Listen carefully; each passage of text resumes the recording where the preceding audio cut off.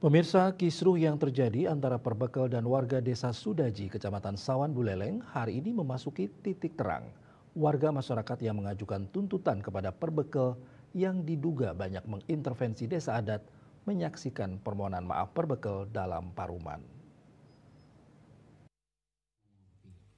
Paruman yang dilangsungkan di area Jabe Pura Desa Adat Sudaji dihadiri oleh Porkopimcam Desa Sawan, MDA Kecamatan Sawan, serta segenap warga desa adat Sudaji.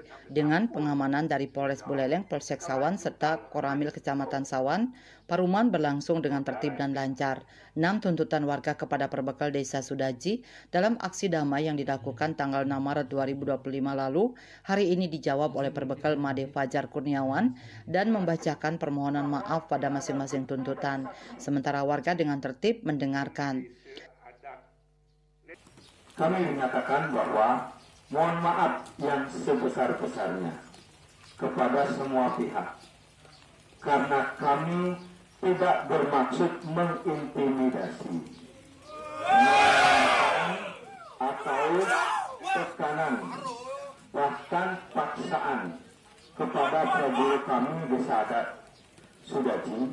Kami hanya ingin menyadarkan bahwa kita adat dan dinas adalah sebagai satu kesatuan, pengguna, pengayom, dan pelindung masyarakat.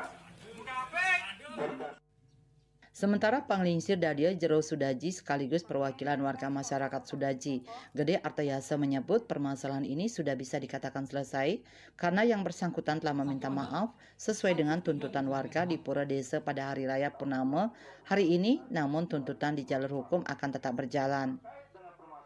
Dengan persidangan kedua secara niskale. Kenapa secara niskale? Karena terjadi pelecehan dalam tanda kutip di dalam area pura. Setiap purnama film kejadian itu terus muncul. Seperti itu masalahnya. Jadi perlu diklarifikasi. Nah, yang ketiga, untuk masalah tuntutan hukum itu jalan terus. Yang akan jalan terus nanti Ia berharap ke depan hal ini tidak terjadi lagi provokasi ataupun intervensi dalam warga. Karena seluruh warga masyarakat di Desa Sudaji adalah semeton atau saudara. Yasri Yuli, Bali TV.